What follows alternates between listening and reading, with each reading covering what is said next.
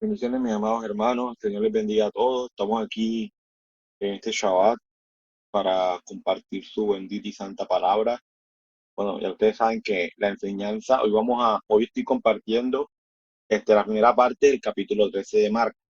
Ustedes saben que esta enseñanza que estoy haciendo ahora es grabada, por lo que, pues, en su momento cuando ustedes esté en la congregación, pues estamos teniendo fallas con el fluido eléctrico y pues con el tema de transmisión, entonces pues la enseñanza no se pudo transmitir, por eso estoy haciendo la grabación. La grabación la estoy haciendo el día 29 de octubre, 29 de octubre. La estoy haciendo de día de Shabbat, por eso les digo Shabbat Shalom a todos. La estoy haciendo aquí desde mi casa, porque siento que pues, me tocó venir hoy temprano acá a mi casa de la Quejilá, porque pues mi abuelita está enferma, entonces tengo que quedarme acá pendiente ahorita que venga más tarde. La gracia del Señor está bien, pero tengo que estar acá pendiente cuando ella venga junto con mi mamá. Y pues aproveché este espacio después de almuerzo, que yo sé que se tiene en la quejila hasta las 2 de la tarde, 2:15, para hacer esta grabación. Lo había intentado hacer en la semana intenté hacer la grabación, pero tuve problemas con el audio. Después a la final me di cuenta que salió mal, no se escuchó bien, no me sentí conforme con la grabación. Entonces por eso la estoy repitiendo ahora en este momento. Mirando que es un espacio que el Padre pues me está dando. La verdad es que no está en mis planes, pero pues, viendo el espacio que tengo acá en mi casa, y que pues estoy en Shabbat, que estoy ya, pues como dice uno, no tengo esas ocupaciones del día a día, aprovecho este espacio para hacer esta grabación y que quede ya dentro de lo que sería el canal de YouTube, quede esta enseñanza también para ustedes y no se pierda la secuencia que se lleva. Entonces, mi amado hermano, pues, o sea, me gusta decirlo porque la verdad es que, pues, no, o sea, realmente me gusta hacerlo, ser lo más natural posible y que ustedes también lo sepan porque saben que así fue. Y bueno, pues no siendo más, vamos a orar y colocar en manos del Señor este momento en el cual vamos a estar compartiendo la enseñanza de esta primera parte del capítulo 13. Oremos. Señor, mi Rey, en esta tarde nos acercamos ante ti. Estamos aquí delante de ti, Señor, dándote la gloria y la honra, glorificando y exaltando tu nombre, Señor. Gracias, Señor, te doy por la oportunidad que nos das de poder acercarnos ante ti y hablarte. Gracias por este Shabbat, Señor. Gracias por cada hermano. Bendice sus vidas y ayúdales, Señor, a ellos a hacer tu voluntad y a vivir para ti. Yo te pido que guardes a la familia y que como familia, Señor, nos ayudes a estar unidos para tu gloria y tu honra. En tus manos colocamos, Señor, esta enseñanza. En tus manos colocamos este momento y te pedimos que seas tú hablándonos. En nombre de Yeshua, nuestro Salvador. Amén y amén. Bueno, vamos a empezar. Les voy a compartir aquí estoy compartiendo diapositiva para que la vean. Introducción a este capítulo 13.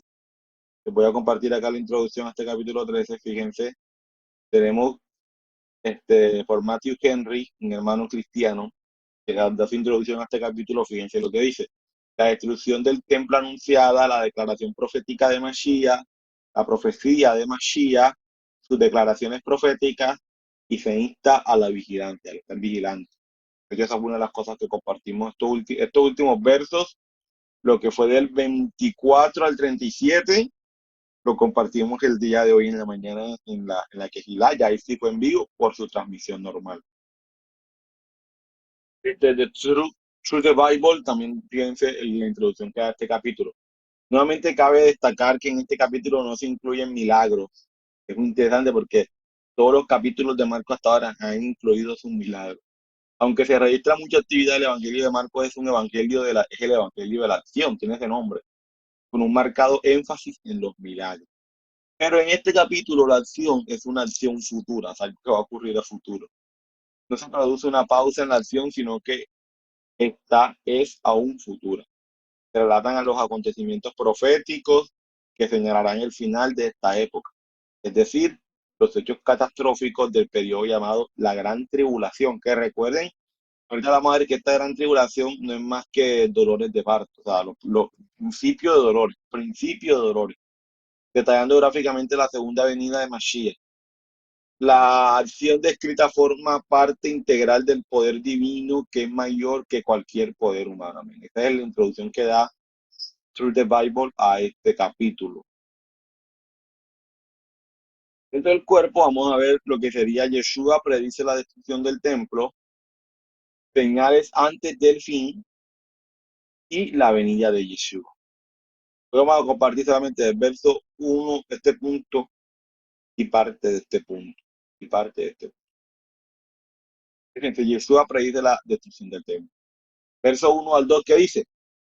Saliendo Jesús del templo, le dijo uno de sus discípulos, Maestro, mira qué piedras y qué edificios. Jesús respondiendo le dijo, ¿ves estos grandes edificios? No quedará piedra sobre piedra que no sea que derribada. Ah, fíjense que aquí vemos algo muy interesante y es que cuando le dicen, mira qué piedras y qué edificios, dando a entender, más bien que se está mostrando aquí, la gran importancia que se tenían en el siglo primero hacia el templo. ¿Tá? Y hoy por hoy también todavía se tiene, pero en el siglo primero la, el templo era el eje de atención primario de todo el pueblo judío, el eje, el principal. ¿Por qué era así, mis amados hermanos? Porque recuerden que era ahí donde se expiaban los pecados. Que un judío sin templo es, pues, me quedaré pecador toda la vida. Me quedaré pecador toda la vida porque no tengo cómo expiar mis pecados. Entonces era importante para ellos el templo, para ellos era supremamente importante, y más porque para ellos el templo también significaba que Dios estaba con ellos. Entonces, si el templo era destruido, era decir, ya Dios no está con nosotros, ya Dios nos abandonó. Y ellos están admirando qué piedras y qué edificios tan hermosos. Pero fíjense lo que dice aquí. Jesús aquí está profetizando la destrucción del templo y de Jerusalén, cual ocurrió en el año que 70 después de su muerte y resurrección. O sea, después de 70 años después de la muerte y resurrección de Yeshua, el templo es destruido. Ahora bien, la principal razón de esta destrucción fue para que no quedara un lugar donde ofrecer sacrificios de sangre. O sea, que no quedara lugar. ¿Por qué? Porque ya el sacrificio perfecto se había hecho. Entonces ya el templo no tenía sentido. Porque ya el sacrificio perfecto se había hecho. Ya que Yeshua estaba próximo a hacerlo para todo el mundo una vez por siempre.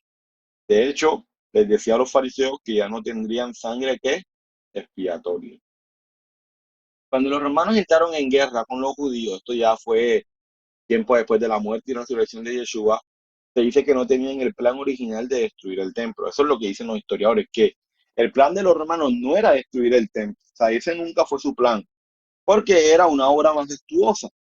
Sin embargo, se dice que algunos soldados romanos se emborracharon y comenzaron a lanzar flechas encendidas hacia el templo. Fíjense.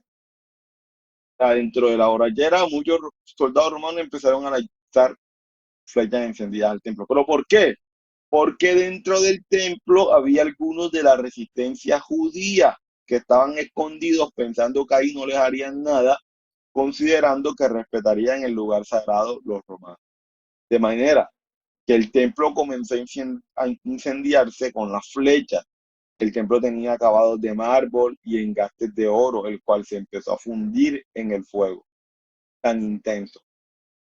Y al fundirse se metió entre las grietas de la roca y los soldados romanos con el fin de acabar el oro empezaron a derribar piedra sobre piedra para extraer todo el oro de ahí, cumpliendo literalmente la profecía de Yeshua en el sentido de que no quedaría piedra sobre piedra que no fuese derribada. Entonces fíjense cómo nace la destrucción del templo. ¿Nace por qué? Porque a la final el templo en la guerra con Roma se había convertido en un lugar de refugio para los judíos. Claro, Roma quería atacar a los judíos, yo no tenía que ir al templo. En esa disputa en el templo termina siendo incendiado y destruido totalmente. Ahora bien, si Yeshua dijo que no quedaría piedra sobre piedra del templo, entonces, ¿qué es el muro de los lamentos? Claro, porque muchos olviden que el muro de los lamentos hace parte todavía del templo, que es el muro occidental en Jerusalén. Aquí hay que regirnos a las personas que saben, a los arqueólogos. Entonces, los arqueólogos determinaron que esa barda en realidad no era parte del templo en sí, sino que era una barda exterior, una de las murallas exteriores que rodeaban el templo. Y eso es lo único que queda del templo de tiempos de Yeshua. Pero como tal, el templo fue destruido. O sea, lo que hoy vemos en Jerusalén, que se considera parte del templo, no es el templo como tal, sino que era algo que estaba exterior al templo, fuera del templo. Entonces, ahí donde pues, digamos, a veces los que quieren desmeritar la obra de Mashiach y lo que es Mashiach, pues se basan de estas cosas para decir que él mintió, que él no hablaba conforme a la palabra de Dios. Entonces, fíjense cómo el hombre siempre va a buscar desmeritar la obra del Padre. ¿Sí? Amén. Entonces, pues yo creo que esas son cosas que a la final sorprenden, pero que dentro de esta generación como está, llegan a ser, o sea, llegan a ser ya normales verlas en el mismo hombre. Señales antes del fin. Vamos a ver del verso 3 y 4. Y se sentó en el monte de los olivos frente al templo. Fíjense, ahí está. Estaba en el monte de los olivos frente al templo. Y Pedro, Jacobo, Juan y Andrés le preguntaron aparte, dinos cuándo serán estas cosas. Pues, ¿cuáles cosas? Lo que les había dicho previamente, ¿cierto? El tema de la destrucción del templo. ¿Y qué señal habrá cuando todas estas cosas hayan de cumplirse? Hayan de cumplirse. Aquí hay que entender algo y de esa manera ya yo lo he explicado para lo que han llevado a la secuencia, de hecho lo he repetido y demás, pero de todas maneras como estamos en esta primera parte de enseñanza también hay que decirlo nuevamente. Y es el tema de esta expresión, cuando dice hayan de cumplirse. Porque esta expresión es la palabra esta que está aquí, sinteleion, en griego. Y sinteleion significa completar, lograr, lograr. ¿Qué pasa, mi amado Germán? Da casualidad que esta palabra sinteleion, fue la que se usó en la Septuaginta para traducir una palabra en hebreo. Vamos a ver cuál es esa palabra en hebreo. Acompáñenme a Éxodo 23:16. Fíjense lo que dice. La fiesta de la cosecha la celebrarás cuando recojas las primicias de tu siembra. La fiesta de recolección, de fin de año, la celebrarás cuando recojas tus cosechas. ¿Qué pasa, mi amor? Bueno, que esta palabra que uno ve aquí, de que hay que explicar algo muy interesante. Porque fíjense, la fiesta de la cosecha celebrarás cuando recojas las primicias de tu siembra. ¿Y después qué habla? Habla de la fiesta de la recolección. ¿Qué pasa? Que cuando nosotros hoy por hoy nos hablan de cosecha, pensamos que es el tiempo de la recolección, pero no, no necesariamente. Como le decía en su momento, el hecho de que yo tenga un palo de mango y ya los manguitos estén listos ahí para bajarse, no quiere decir de que yo los voy a recoger enseguida. Yo puedo esperar un mes más y esperar. Esto que nos muestra que bíblicamente el tiempo de la cosecha no siempre es el tiempo de la recolección. Aunque obviamente, o sea, no estamos hablando de que se va a pasar el tiempo y se va a pudrir la fruta porque no se recogió, no. Lo que se está queriendo decir es que hay un tiempo en el cual ya se sabe que está la cosecha y hay un tiempo en el cual se designa para recoger esa cosecha. ¿Se entiende? Y la palabra que vemos aquí como recolección es esta palabra, así, que significa reunido o reunir también. ¿Qué pasa? Que en la Septuaginta se usó la palabra sinteleion, la que vimos acá, para traducir esta palabra que está aquí, asif, asif. ¿Qué significa asif? Recolectar, reunir. Y recuerden que esta fiesta de la recolección, ¿cuál es? La fiesta de Sukkot, la fiesta de Sukkot, mis amados hermanos. En Sukkot es el tiempo de la recolección, que de hecho aquí también es bonito también decir algo muy bonito y algo que también pues enseña Sukkot. Para los tiempos de la fiesta de Sukkot llega un tiempo de recolección, un tiempo de recoger ese fruto. ¿Qué pasa, mis amados hermanos? De que una de las razones, o sea, digo unas porque pues, digamos que la fiesta de Sukkot nos puede dejar muchas, pero muchas enseñanzas. Sé que hay unas principales, pero nos puede dejar muchas enseñanzas. Que una de las razones por las cuales el Señor para este tiempo de recolección le manda al pueblo a construir cabañas y vivir en ellas es para que entiendan algo y para que nunca se les olvide que quien les ha dado la oportunidad de poder recolectar esos frutos ha sido el Señor y nunca han sido sus esfuerzos. nunca han sido sus esfuerzos. Entonces, fíjense que aquí es bonito, ¿por qué?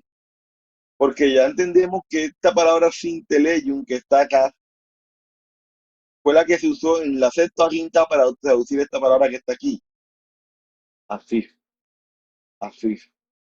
Y así tiene que ver con la recolecta, con la recolecta. Ahora bien, fíjense cómo lo dice Mateo. El mismo verso de Marcos, fíjense cómo lo dice Mateo.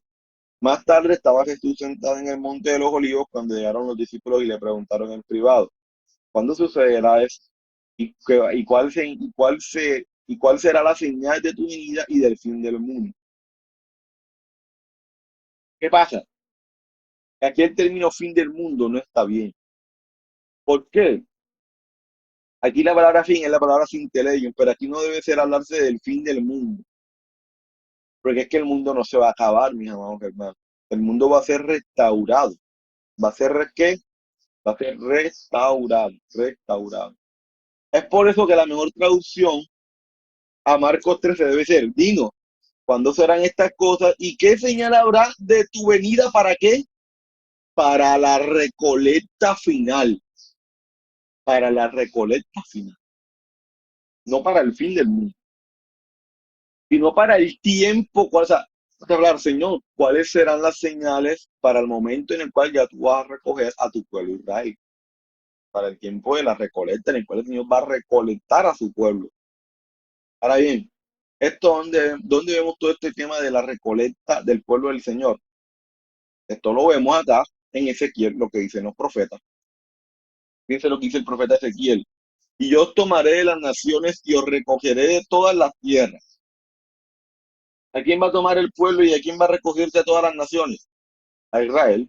Ese es el pueblo que va a recoger, que él va a salvar entre las naciones. Esparciré sobre vosotros agua limpia. De hecho, este texto hoy lo tocamos al final. Este texto también está al final en la última parte de este capítulo. Se tocó hoy en la mañana. Esparciré sobre vosotros agua limpia y seréis limpiados de todas vuestras inmundicias. Ven.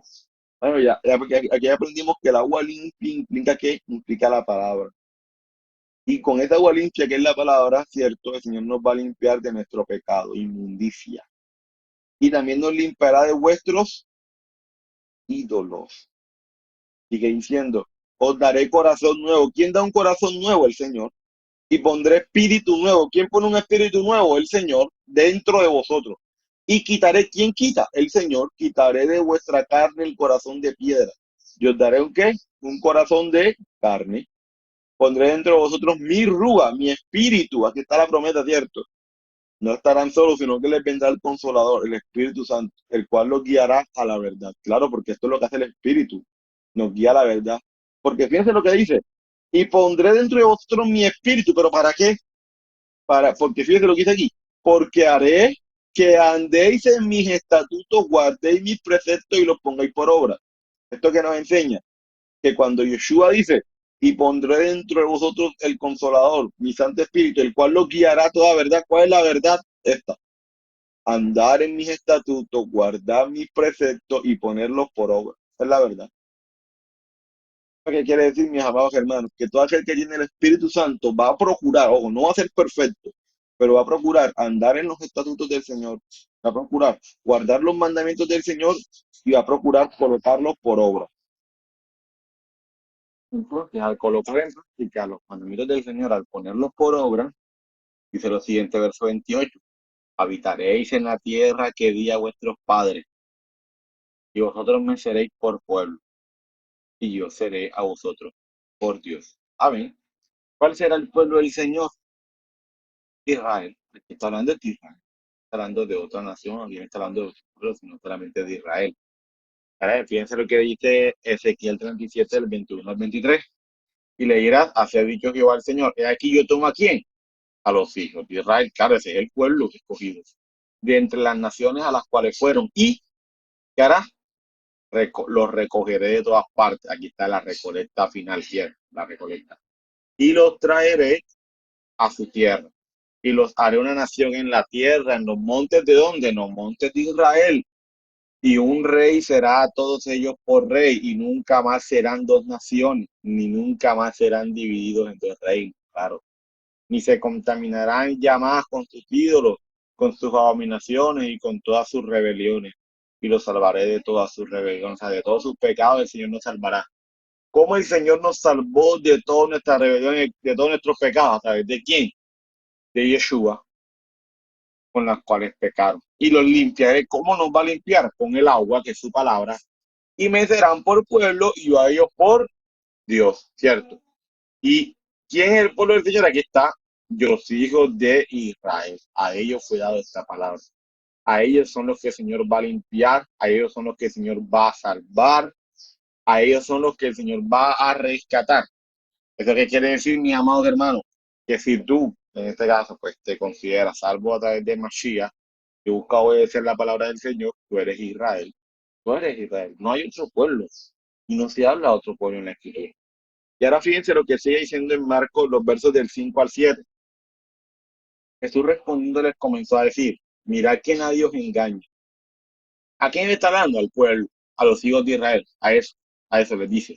Aunque aquí se refiere específicamente a sus discípulos. Mirad que nadie os engañe, porque vendrán muchos en mi nombre diciendo, yo soy el Cristo, y engañarán a muchos. Fíjense, o sea, van a llegar muchos diciendo, yo soy yo soy el Mesías de Israel, yo soy el Mesías de Israel. Y van a engañar a muchos, o sea, a muchos van a engañar. Mas cuando oigáis de guerras y de rumores de guerras, no os turbéis, porque es necesario que suceda así. ¿Pero qué? Pero aún no es el fin. O sea que muchas veces se habla de que hay cuando vengan las guerras, los terremotos, en fin, suceda todo esto, es que ya es el fin. No, no, no. Aquí está. Aún no es el fin. Aún no es el fin. Y van a venir muchos diciendo, yo soy el Mesías de Israel, yo soy el enviado de Dios. Nada, no nos dejemos engañar de eso. Ya el Mesías está diciendo todo lo que había de acontecer. Fíjense lo que dice aquí. Yeshua, en consecuencia con las dos preguntas de sus discípulos, responde con respecto a la destrucción del templo. También vendrán muchos diciendo que son el Mesías. Y precisamente en la guerra con Roma hubieron varios haciéndose pasar como el Mesías de Israel. Eso sucedió en la guerra con Roma. Y aún hubieron guerras entre el pueblo y Roma, pero sería el, aún así no sería el tiempo de la recolecta. Fíjense lo que dice el verso 8, porque se levantarán nación contra nación, reino contra reino, y habrá terremotos en muchos lugares, y habrá hambre y alboroto. Pero ¿qué dice acá? Principio de dolores son estos. Aquí está. Que se levantó una nación contra otra nación, que hubieron guerras, terremotos, hubieron hambre, mucha gente muriéndose de hambre, en fin, no se preocupen, todavía no es el fin. Es principio de dolores, principio apenas de dolor, apenas es principio de dolor. Ahora bien, fíjense, algo muy interesante aquí, la expresión principio de dolores hace referencia a dos expresiones en el pueblo hebreo con respecto al Mesías. La primera es dolores de parto del Mesías y la segunda es los talones del Mesías. Estas son dos expresiones talmúdicas que las encontramos en el Talmud, que son interesantes verlas. ¿Por qué? Porque estas dos expresiones se usan para hacer referencia a lo que son principios de dolores. ¿Por qué lo digo? Porque fíjense de dónde se toman estas expresiones. Acompáñenme a Salmo. Porque tus enemigos, oh Jehová, han deshonrado. Porque tus enemigos han deshonrado, ¿qué? Los pasos de tu ungido. Los pasos de tu ungido. ¿De cuál es el ungido? Yeshua. Los pasos. Aquí la palabra pasos en hebreo es la palabra akef, que significa también, fíjense aquí, talones, talones. Entonces, fíjense, por eso es que hay una que se llama los talones del Mesías, tomándolos de referencia del Salmo capítulo 89, verso 51, donde te dice que los talones, los pasos del ungido del Señor de Mashiach, serían ¿qué? Serían deshonrados. Aquí, este tema de los pasos, ¿cierto? Se debe traducir mejor como traspasar sus talones. Aunque algunos interpretan esta expresión de manera literal, ¿sabes? Que los talones del Mesías serían traspasados, ¿cierto? Otros lo interpretan más de manera alegórica. Haciendo referencia aquí a que pues los pasos en este caso es la Torá, la palabra de Mashiach, del ungido, lo cual es la misma Torá. Y pues la Torá, que son los pasos del Mesías, iban a ser que deshonrados, o sea, iban a ser tenidos en poco, iban a ser tenidos en poco. Fíjense con respecto al tema de los dolores de parto del Mesías y van a ver cómo esto se relaciona con el tema de los dolores de parto del Mesías. Digamos de dónde se toma esta expresión. Isaías 26 del 16 al 19. Fíjense lo que dice. Jehová en la tribulación te busca, Jehová en la tribulación te buscaron. Tramaron oración cuando los castigan. Como la mujer encinta cuando se acerca al alumbramiento que hace, gime y da grito en sus dolores. Así hemos sido delante de ti, oh Jehová. Claro, aquí se está haciendo una alegoría entre la mujer cuando está encinta y está dando gritos de dolores para dar a luz a su hijo. Asimismo también es que fue la tribulación del pueblo, ¿cierto? Concebimos, tuvimos dolores de parto, dimos a luz bien, sanada. Ninguna liberación hicimos en la tierra, ni cayeron los moradores del mundo.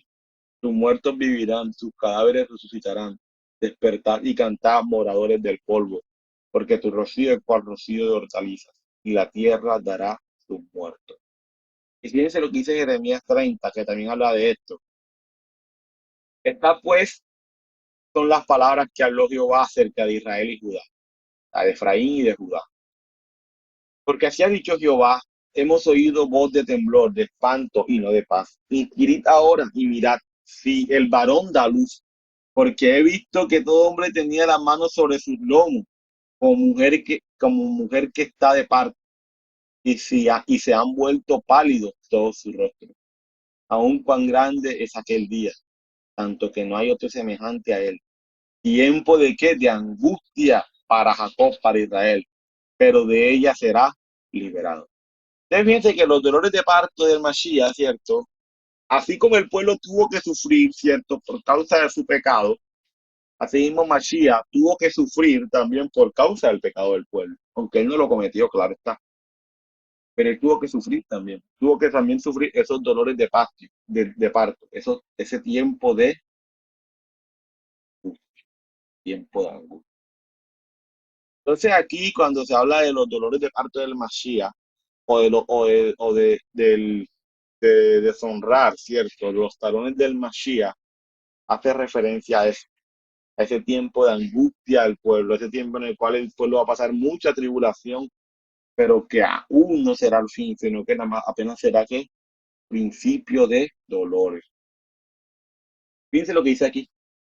Los dolores de parto del Mesías hace referencia a la angustia de Israel por ser tomado. O sea, esa angustia, ese anhelo de Israel, Señor, tómanos ya, llévanos ya, queremos ya estar contigo. Y la fiesta de la recolección es Sukkot. Entonces en Sukkot se hace la recolecta del pueblo de Dios, ¿cierto?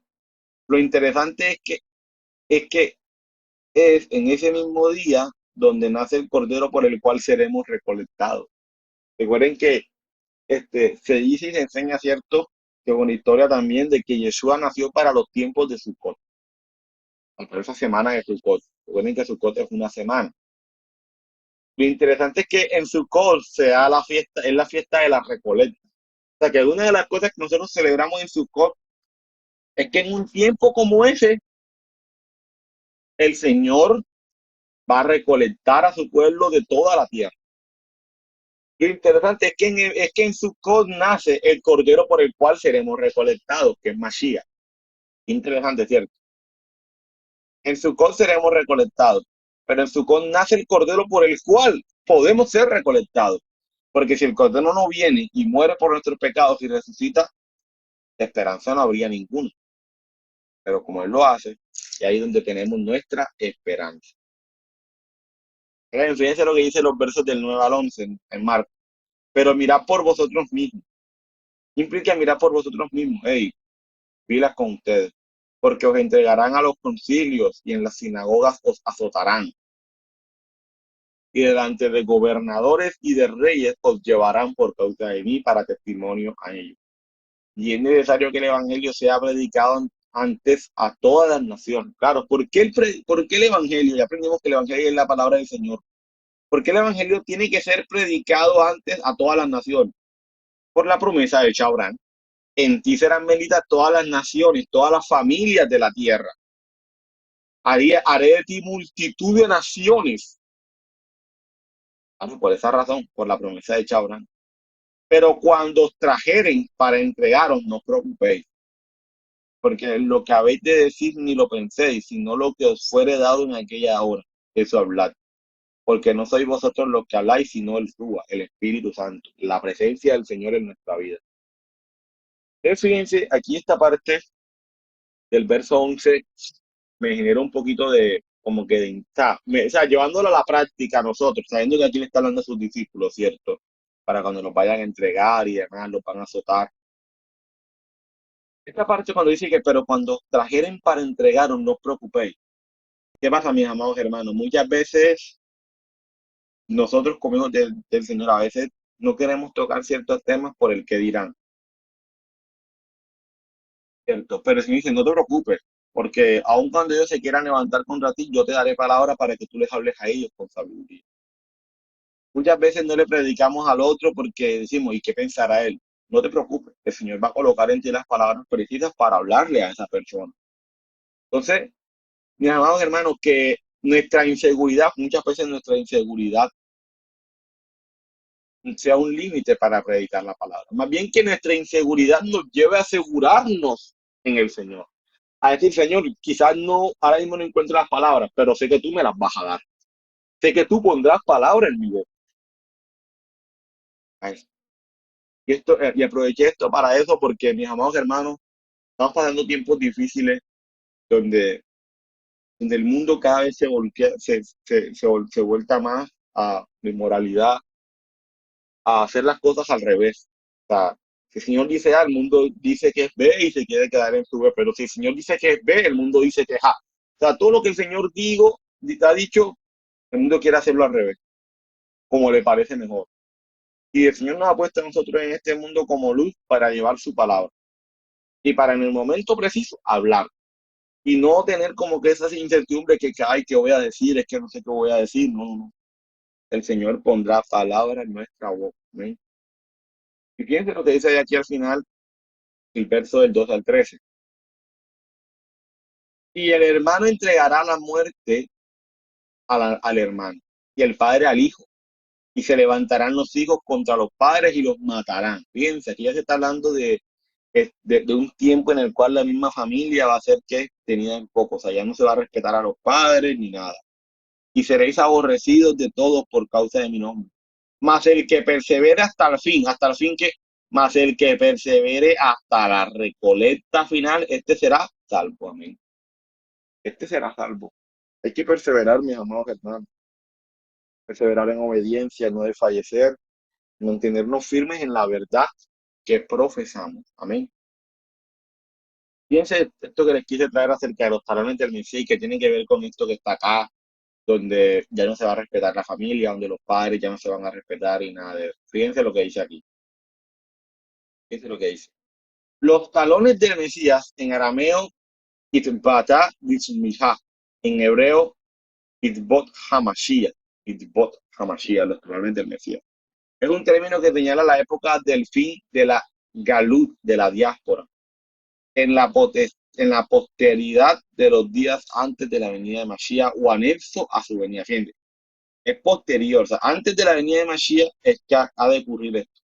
Y fíjense lo que sigue, lo que dice aquí la Mishnah final del tratado Sota. Fíjense lo que dice acerca de esto.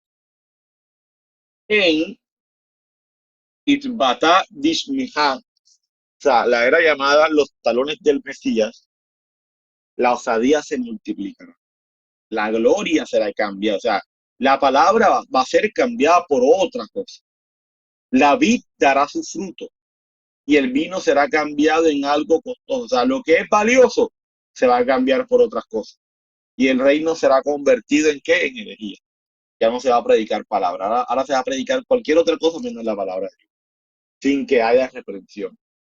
La casa de asamblea será cambiada en casa de prostitución. sea, lo que se supone que debe ser un lugar, una casa, donde se debe predicar la palabra del Señor, ya no va a ser eso, sino que va a ser cambiada por casa de prostitución. Que en este caso, ¿qué implica la prostitución? Adorar otros ídolos, adorar otras cosas.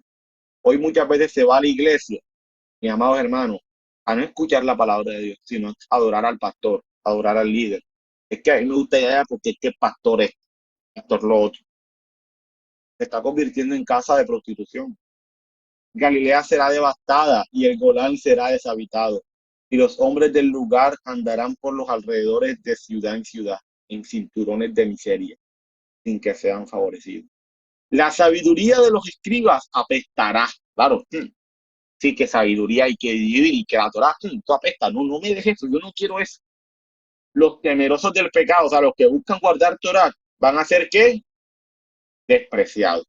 Y la verdad estará como extraviada. Cada quien va a creer en su propia verdad, porque la verdad misma de la Torah va a estar extraviada para mí. Aquí está, fíjense, la falta de respeto de los jóvenes. Los jóvenes insultarán a los ancianos se levantarán delante de los pequeños. O sea, ya el anciano ya no va a tener cordura, ya no va a saber instruir. El hijo contra el padre, la hija se levantará contra la madre, la novia contra su amado. Los enemigos del hombre serán los de su propia casa. El rostro de esa generación será como el rostro de un perro, o sea, inmundo. Recuerden que el perro es un animal inmundo. El hijo no sentirá vergüenza delante de su padre, pero ¿sobre quién podremos apoyarnos? Sobre nuestro Padre que está en el cielo. Mishnah final del tratado Sotá. Amén. Gloria al Señor por eso. El Señor es nuestro sostén. Esta es la referencia bibliográfica. El Señor es quien nos cuida, el Señor es quien nos sostiene, el Señor es quien nos mantiene. Y la gloria sea para Él, porque así es, mis amados hermanos. Solamente en Él podemos estar seguros. Fuera de Él no hay seguridad alguna, no hay seguridad alguna. Entonces, fíjense, aquí ya vimos todo esto. Y bueno, vamos, gloria al Señor por ello, por estos primeros versos. Vamos a darle gloria a Él, vamos a orar ya para terminar esta enseñanza. Señor, te damos gracias por este momento, gracias por esta oportunidad que nos das de estar aquí. Ayúdanos, Señor, a cada día a crecer, a vivir en tu verdad, Señor. Ayúdanos a que todo lo que hagamos en vida lo hagamos para tu gloria. En el nombre de Yeshua, te damos gracias, Señor. Amén y amén.